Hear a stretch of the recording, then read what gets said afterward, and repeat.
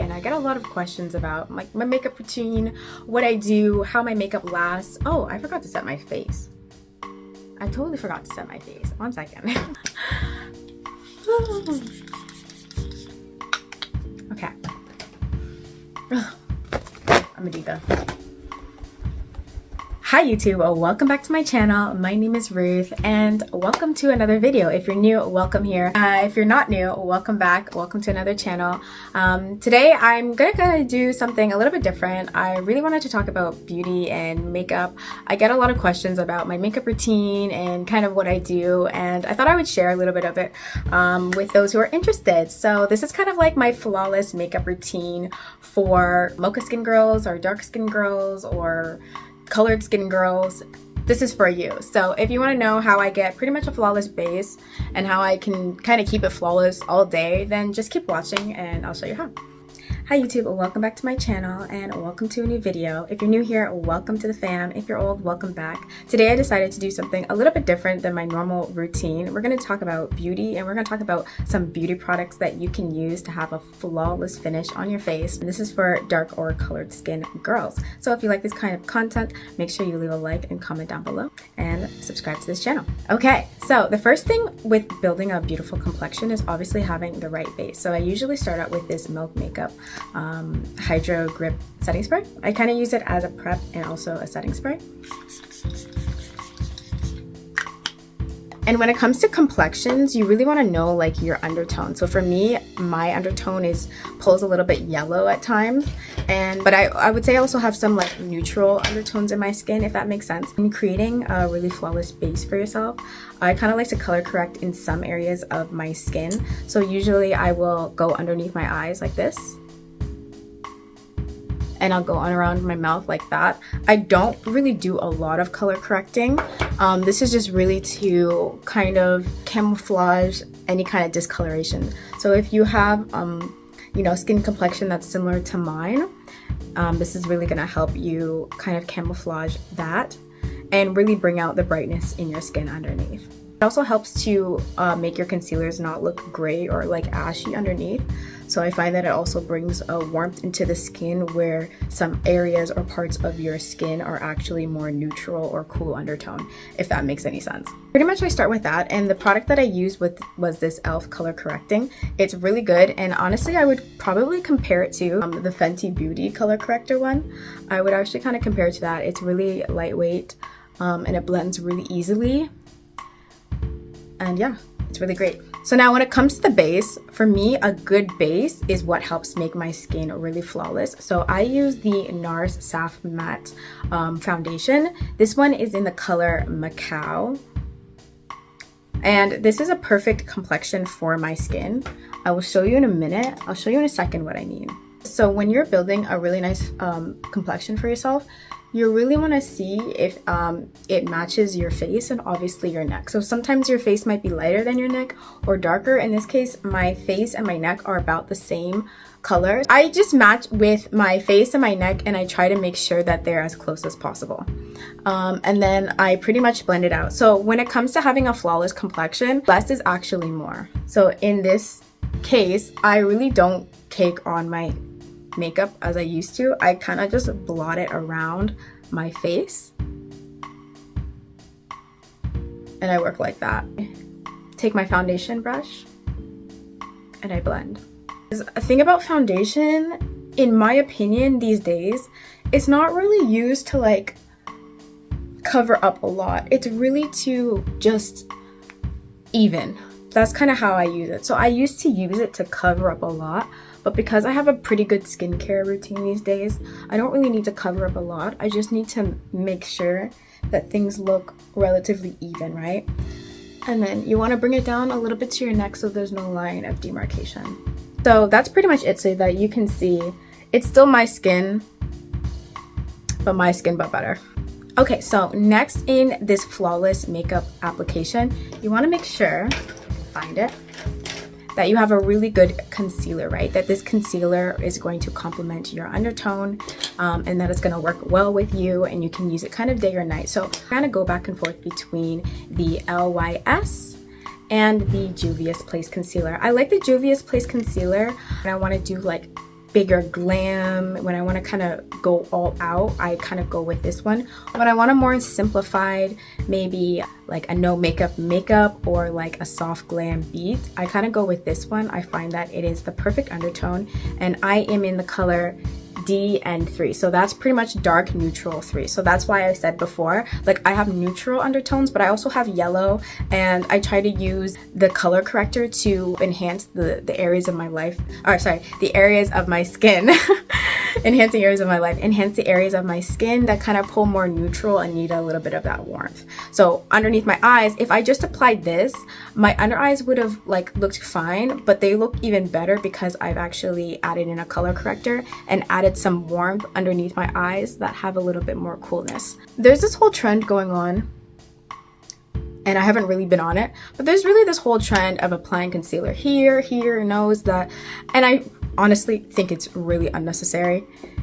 But to each their own. So for me personally, I just apply concealer underneath my eyes because that's where I'm going to use it. And sometimes on my eyelids if I'm going to do like an eyeshadow look.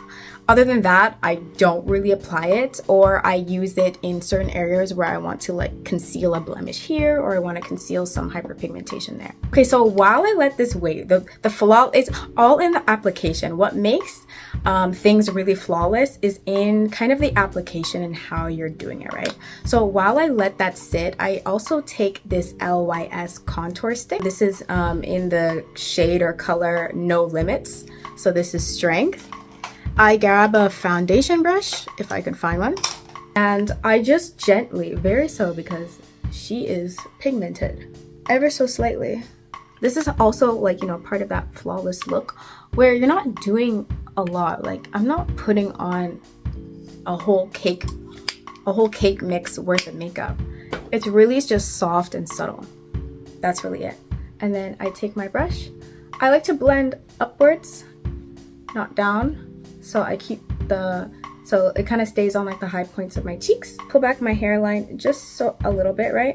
And I kind of go and I blend with the angle of my hair, right? So I don't try to go against anything. I really just try to blend into the angle of my hairline, of how things naturally fall for me, so that it's kind of like a seamless finish. Make sure I'm blending up. And if I don't like how it's blending, I stipple it, which is another really good technique that you can use to have a flawless application, is to stipple with your foundation brush. And then over here, I blend underneath my neck. And I try not to have a lot of product because, you know, that usually transfers over to your clothes. And sorry to say, but no makeup is transfer proof. Just like that, like I've brought in the warmth to my skin, I've brought in the brightness to my skin, and I haven't had to use a lot of product because that's also like in a sense wasting product. So another thing that I do with this application, like remember guys, it's all in the application, and this doesn't have to take a long time. I'm just doing this as a tutorial, but I like to go back in and spray my face one more time. Now what I also like to do to make sure that this application is blended flawlessly is I like to make sure like the concealer has had time to dry. So sometimes I take a fan, and I take a fan, go like this. And I make sure that a good decent part of the concealer has been dried. And then I will go in and I will kind of do the same thing because I want to maximize the coverage. Like I don't want to sheer out the coverage. I want to maximize the coverage that I put in this particular spot. And that's why I think like, you know, putting concealer here doesn't really like do anything because you're just caking on your face. What you can do is you can take that excess concealer and put it down there, or you can put your excess concealer up here, right? You can take a smaller brush, right? I could take a smaller brush from here and be like, okay, that's a little bit too much concealer. I want to put this right over here, right? So you're also saving product while you do this, right? And actually that is a little bit too much excess product for me. So I like to take some and outline my brows with it.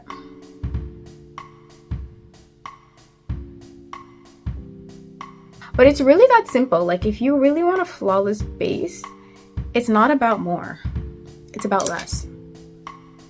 Okay? And then so I stipple that in, and you know, and pretty much all the coverage just stays here. It just stays right there. and it's not caked out because I didn't put a lot on. I put a very good thin, like a thin layer, but a healthy layer, right? Because we want it to look like our skin. Like we don't want it to look like all caked up, right? I see, like, you know, a lot of girls and they're putting on their makeup, but it's not looking natural. And the point of makeup is to enhance your natural beauty, to enhance what you already have. So you see that? Done. I know the trend, another big trend has also been, you know, baking. And there's nothing wrong with baking. I do it, I still do it, but I like to call this method like not really baking, like just pressing that powder into my skin. And then taking a brush and dusting away the excess. Like, I think baking has become, you know, really popular, and there's nothing wrong with it, but it's also like an excess of product that you don't really need to be putting. All you have to do is dip into your powder, like so. So if this is my powder, I dip into it, tap off the excess, right? I take a generous amount, make sure that underneath is blended so that there's no creasing or there's minimal creasing. And then I just place and I pack it in, right? Because now what I'm doing is I'm actually pressing the makeup further into my skin, right? Like now it's really like, you know, becoming a part of my skin. So it's looking more like my skin. It's not looking like I've caked on makeup. And I press it in over my forehead, because these are the areas where I get more oily. So I press it in over my forehead. I press it in over my forehead here. Don't mind the crumbling. This is actually 2 powders in one because I'm trying to use it up. Also, this is a really great video for the people who are really resourceful and want to be really resourceful with their makeup, and use what they have before they go and spend it, before they go spend money buying more, right? So for me, what I like to do is, you know, DIY a lot of things. If I'm running out of powder, I grab a pressed powder and I just crumble it up, mix it up, and then put it in, you know, where my loose powder was, right? It might be a little bit tedious, but it's a good way to, one, save money and to be resourceful of the makeup that you have. Two, like not being such a big consumer on all of these products that are out there, even though it is tempting to buy, but just like, you know, recognizing what I already have, what do I already have, and how can I make use of it? Okay, so here's how you can, we're gonna get into one other thing. So here's where that complexion is really gonna start coming in, because, okay, now we're going to go in with a bronzer, right? Again, you're not gonna do too much, right? Me, it's a light dusting because it's pigmented.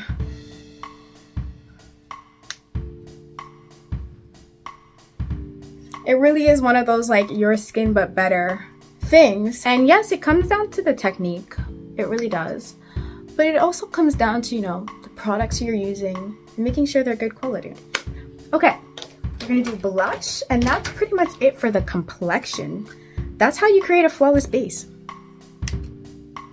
Tap like that with your blush. I really don't like tapping off excess outside. I kind of like tapping it in. I don't know. And like that. Dusting. That's all it is. Dust, dust, dust. Right? And there is a method, right? Like you want to obviously apply liquid first, then cream, then powder. So there is a method to do that. I put it over here, and I even bring any excess on to my collarbone thing. And that's all makeup is, really. Like another thing that I want people to recognize, especially with makeup industry, beauty industry, like you're not buying a new face. Like when you go to get your makeup, just think of it in a way where you're stocking up on the things that you love or the things that you want to try. I used to make the mistake of, oh my gosh, like if I get this, I'm gonna look so much better. I'm gonna look prettier. And it's like, no, I'm gonna kind of still look the same. Like the way I do my makeup and the way I like to do my makeup is going to be the same. It's just different products, right?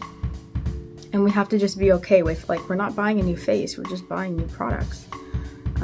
And just to be happy with, you know, how you look presently, which is most important, okay? And you can see, like, I do not have a lot of makeup. I really don't. Okay, lips are done. I'm gonna do my eyes off camera and come back and show you the finished product. Alright, so this is the final look. I hope you guys enjoyed it. This was a lot of fun doing. I had a lot of fun just sitting down and playing with makeup. Haven't done that in a very long time. Okay, so just to kind of recap though, some of my favorite products for complexion is the NARS Salt Matte Foundation, LYS Concealer, and also LYS Bronzing Stick, and the LYS Bronzer. So these companies and these brands are specifically designed for colored skin and for people who have like just an interesting color complexion like myself. So those are pretty much my staple products that I use. I don't use a lot of products and I don't have a lot of makeup, but the makeup that I do have, I know how to use it, and I know like the techniques on how to make it basically flawless. So this is the final look. I'll kind of give you a close-up of my skin, and that's pretty much it. I hope you enjoyed today's video. I hope you found value in it. Leave me a like, comment down below, and I'll see you in my next video. Bye. Mwah.